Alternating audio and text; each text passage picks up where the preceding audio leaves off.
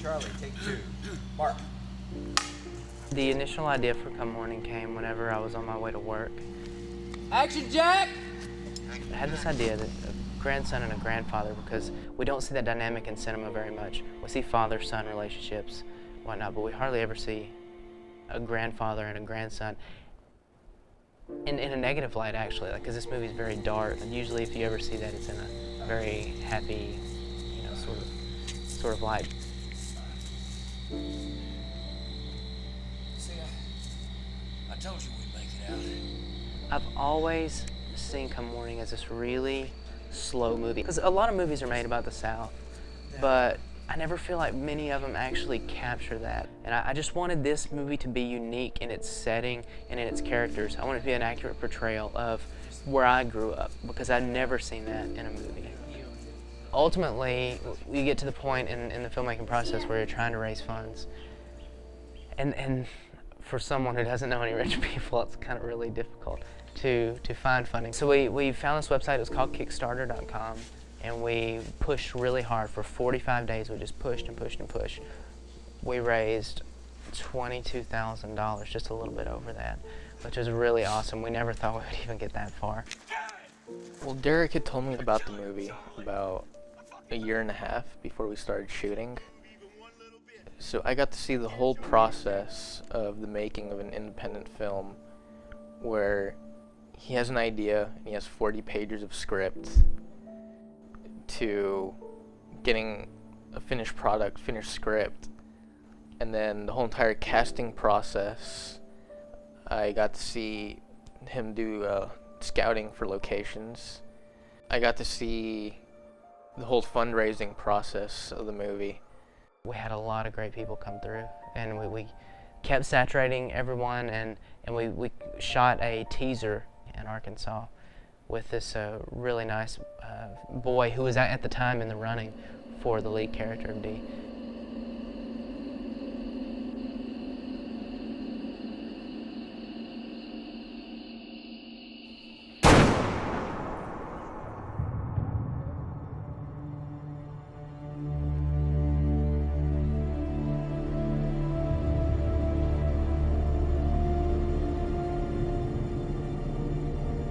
Is that Mr. Mitchell? We got the rest of our money. We actually got $49,000, which is tiny. It's still crazy tiny in the grand scheme of movie making, but it was enough to make our film. All right. Ready. I'm rolling. Apple 12, Charlie, take 1. Mark. And action! When we finally got to film the movie, I felt almost like crying the first day, because it just seemed so surreal. Because we had so many setbacks. A lot of people don't know, we had so many setbacks before we started filming this movie. And then for it to finally get put like in film, like, it was just like an amazing like feeling. It was like, wow, it's actually happening. I can't believe this is actually happening right now. I'm pretty sure I saw it on a website.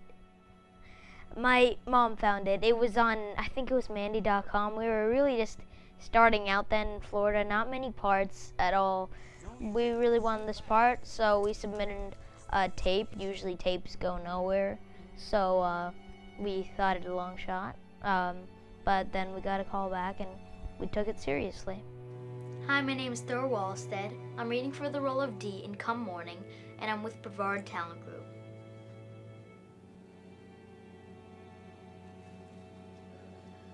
They turned. You don't think they saw us, do you? Nah. Can I get those crackers?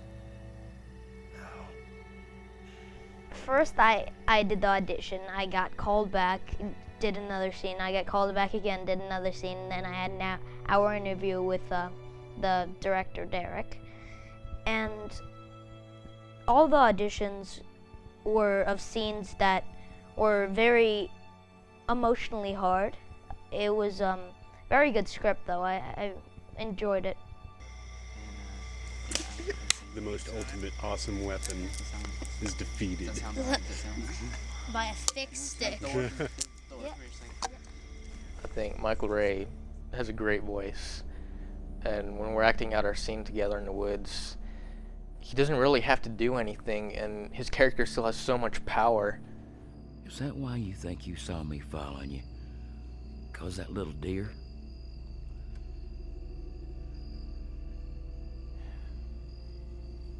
See, there ain't no need for threatening. Wes doesn't tell me what to do, Frank. You sure as hell don't either. His character is also just a very still character, and yet there's so much power behind every word that he says. Remember that long? Yeah, I remember that long monologue. So I think that explains how he's feeling. It's hard when you're acting in a scene with someone and you're just like amazed at them the whole time while you're acting. You're trying not to show it. Like, oh, okay, I have to be in character, but this guy's awesome. Like, I'm Michael Ray Davis, I'm Frank.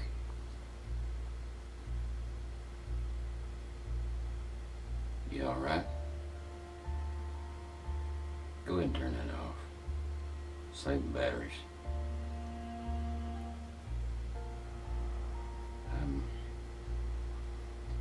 I'm gonna go in there in just a minute.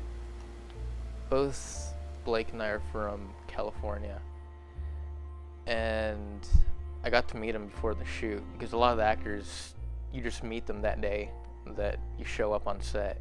But it was great working with Blake. Wait a minute. You were going to kill him, jackass. If you didn't want to clean it, you should have thought about that. I said wait.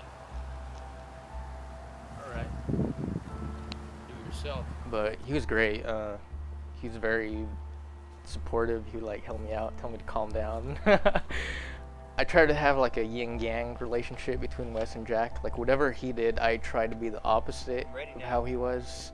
Whenever Wes was in a position of power, I tried to withdraw. And then in positions where he's really scared and fearful, that's when Jack finds an opportunity. Get right down there before I give a shit! Get your ass back to the truck, you're walking back. Maurice was very intimidating. It was very good acting too. Is he like that in real life? No, he's very nice in real life. He held the knife against my skin. He did it lightly though, but made it very realistic. A year before we started shooting the movie, I was already cast as Jack, and Derek invited me to go out to Arkansas, and that helped out so much, just people watching. So I actually learned a lot, and I put a lot of that into the character. And also the thing that helped out the most is visiting every single location that we were going to shoot in a year later, because you get to visualize the whole entire scene, and then when you're just there rehearsing on your own, in your mind, you already know, like, okay, that tree's over there. Just knowing the surroundings helps out a lot a year ahead of time. I was earlier. Well, that was 5 seconds ago, Jack. Like I said, What? You're being a jackass, you know that? I'm just not gonna stand in a pile of blood. You act like you never done it before. You put me out when you did, son of a bitch. You know the difference though, Wes? I was a lot more gracious for the help I got, and you never are. Shut the hell up. See? That's gonna come back and bite you in the ass one day. You better be glad we're family. 'Cause I just cut your tongue out talking to me like that. What? You heard? And working with Thor was great too. Go, go, go, go, go, go, go! Go, Dean! He had to push Marion Mitchell in the wheelbarrow. I don't know how much Thomas weighed. Is Thomas big? Can you tell he's been eating dessert? Yep, he eats dessert every day.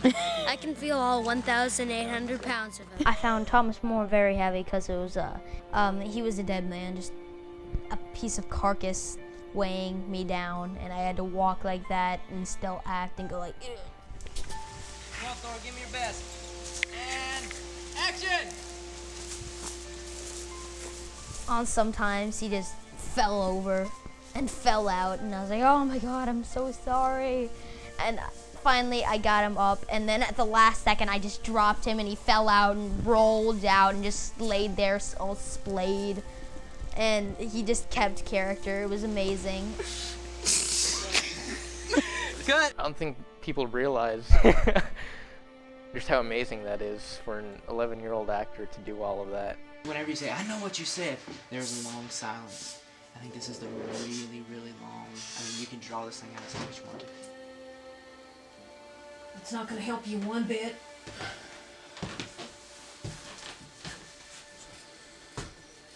Told you shouldn't take him with you. I know what you said!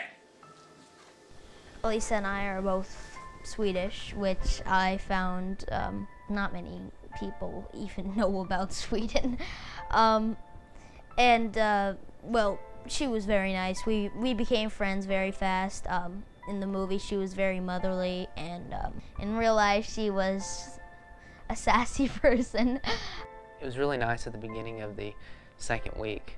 We got to bring in Elisa Rovinsky, and we were shooting in a house location, which mostly we were shooting in the woods. But it was a nice relief whenever a new actor would come in. So when Dean Denton came in for one day, he was the first sort of breath of fresh air we had, you know, in the shoot. And then the last week of shooting, Maurice and Blake were on camera, and that made for a little bit more excitement, and it's nice to see new faces and have new people on set.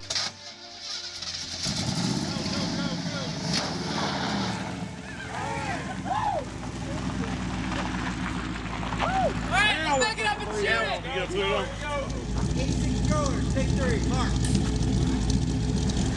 All right, Laura, we're gonna go up fast, okay? Okay.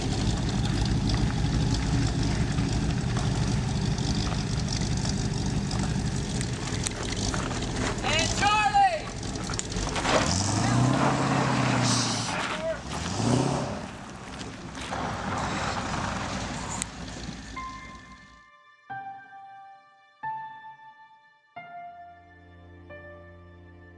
Oh, I remember this. On the first day of the shoot, I show up to set, and there were people in front of me. We were driving in a caravan of about 5 or 6 cars. I show up to set, and no one's there. For this to be my first baby, and to show up day 1, hour 1, and I'm the only one there. And since I'm a DP as well, and I'm shooting this film, I know what the sunlight's gonna do. And I need to be shooting in about 45 minutes, and I'm literally about to break down and cry. I may have done it. I can't even remember. I was so emotional and so upset. So I waited and waited and waited, and literally no one ever came. And so I took off running. I couldn't get the truck started that I drove there in, and I finally took off toward the road, and it was a good, I don't know, a quarter of a mile or so run. I got out to the road, and part of the caravan had gotten lost on the way to set. And so we got started that first day late, and I thought, oh man, I really hope this isn't how the rest of the shoot's gonna be. But you know, the first day, the very first shot you get off, that sets the tone for the whole movie. And so for that to happen immediately, and for it to be my baby, I just thought, oh my God, this is gonna be a nightmare. And truly, Come Morning really was a nightmare. Well, I remember day 1 of shooting is the day I realized that we hardly have any crew members. We had a lot going against us, and then our crew was so tiny. At most, we had 10 people there in the whole crew. Set. Wind. And I knew in order for the movie to get made and finished, I was going to have to help out as much as I could with all the crew stuff. So I had a lot of departments in this movie. Helped out with the dolly, I helped out the gaffer, I was the fog master in some of the scenes. And on top of that, you have to act. It's kind of that cheesy story of you got nothing but heart, you know. You just want to make this movie, you want to make it good. You don't have any time, you don't have any money. You've got lots of talented people around you, but it's so difficult. And then the first week of shooting, it was nice, Arkansas weather. The first couple of days was actually warm. The last week of shooting, it was 30 degrees and we were freezing cold. Just the last scene I had, right before the end of the day was, I had to go into a bog, very cold, freezing cold, very disgusting. The only thing that motivated me to doing it was getting it done.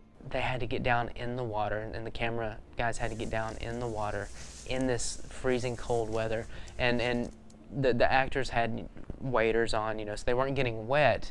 We hid it underneath their costumes, and sometimes the AC would have waders on. But me, I was running on adrenaline and hope, and hoping that the movie would turn out so. It really helped me grow to appreciate every single person that works on a movie. Like maybe even the people, just the interns that go bring you water. Not that we had that, I'm talking about like a big, probably studio movie.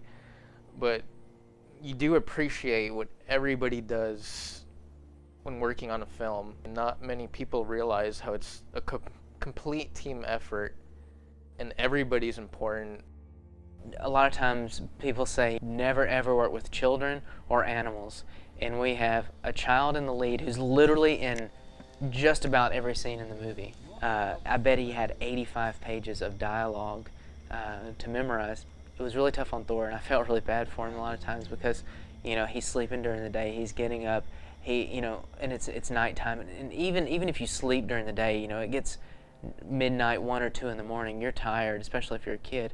And so literally Thor would go and sleep in a car, and then while we were setting up for the next scene, and then someone would, well, you know, the AD would go and grab Thor and bring him to set. It was very cold there, and having to stay in one position for a long time was not as fun. And action! When I was shooting it, I was like, oh my god, how will I survive? But then afterwards I realized that it was some of the most fun moments of my life. And action, D. Before I started shooting the movie, I did not know anything about hunting. I'd never gone hunting before.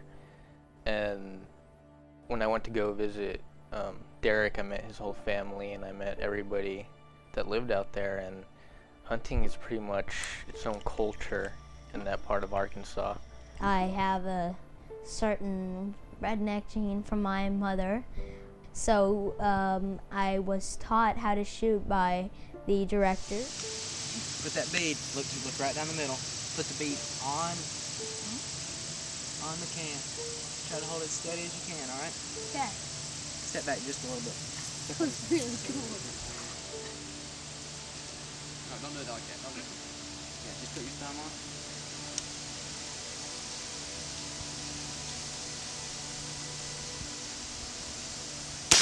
And we rode four-wheelers, and I got to drive one of my co-stars' Jeep around a barn a couple of times. I'd never shot any gun before in my entire life. So one of the first things that he gave me was a shotgun. And damn, like I did not know how to hold it. So like after a couple of shots, I just had the huge bruise on my shoulder.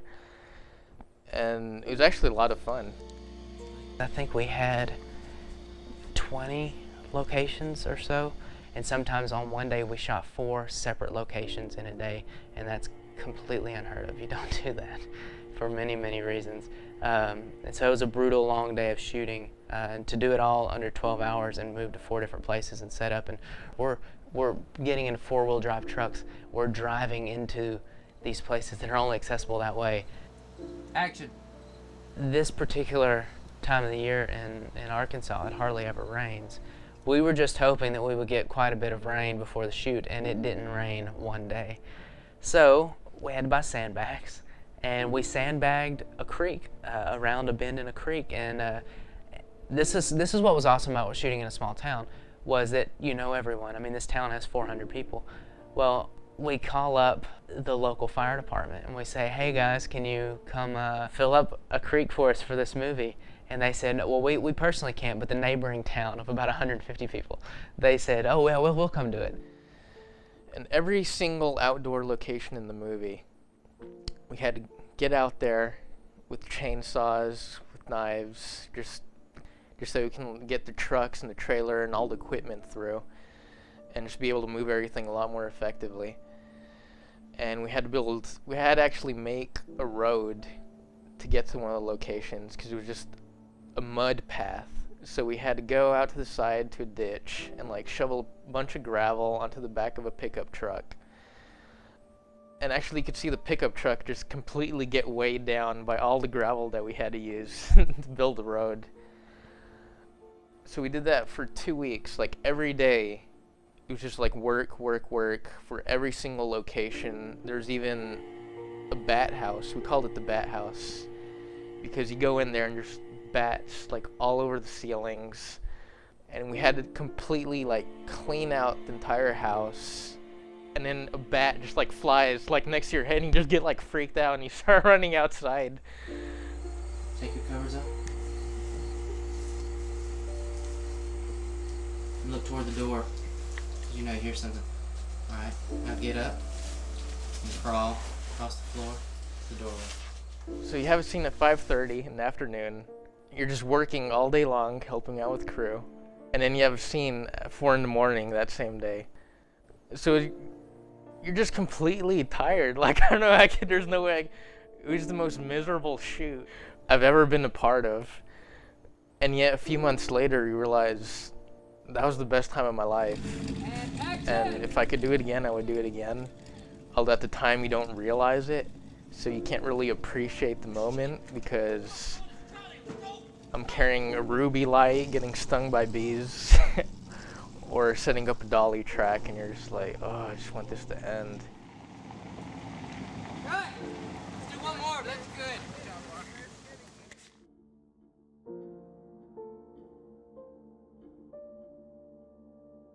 You know, once you get into post-production, you can wish you had all this other stuff, but there's no use in it. You have to make the best of the movie you have. And so early on, I got that mindset thanks to Zach Heath, who told me that. He said, it's literally right when we wrapped the shooting, he said, listen, you're going to get into editing and you're going to get so mad at yourself and you're going to say, well, this is not my vision, this is not my vision. He said, but what you have right now is going to be your new vision. And ultimately, that will be, you know, what the movie is. I live near the director, Derek Sims, who's also editing the movie. I got to see him, like, edit some of the scenes, like, trying to get the best take of every actor and trying to make a coherent scene, and sometimes creating something that wasn't even there before. It's just like magic. Like, I got to see the movie making magic of editing, which is something I never thought I'd be able to see. Sometimes it's really hard to decide what to cut out and what to keep. Sometimes it's very easy. I mean, some scenes, you do a rough cut of them and they just don't work. There are a couple of scenes in the movie, though, that I didn't want to cut. And through some coaxing and prodding from my wife and producer, Elena Sims, she said, no, those scenes need to go. Even though one of them I think is one of the best looking scenes in the whole movie, it's gone now. There's a shot of it in the trailer, but that's it. It's not in the movie anymore. The movie's definitely a lot darker than what I saw in my head. A lot of the scenes are a lot more amazing. I just saw this like guerrilla style, like filmmaking, like camera moving all over the place. Because that's what you think when you think of a $46,000 movie. You think something like Blair Witch Project. So it's like way different than what I had in my mind. I didn't think it was going to be so professional looking. It's like you will not think it's a $46,000 movie when you watch it. So yeah, I'm happy with Come Morning as it is now. Is it my original vision? No, maybe it's 60%, maybe it's 65%. But it's one of those movies where it doesn't give you all the answers. In fact, it may propose a few more questions in the end than you had in the beginning. And that's what I wanted it to be. I want it to be a smarter movie, and I feel like it retained that. Maybe not as much as I originally wanted, but it definitely retained a little bit of that.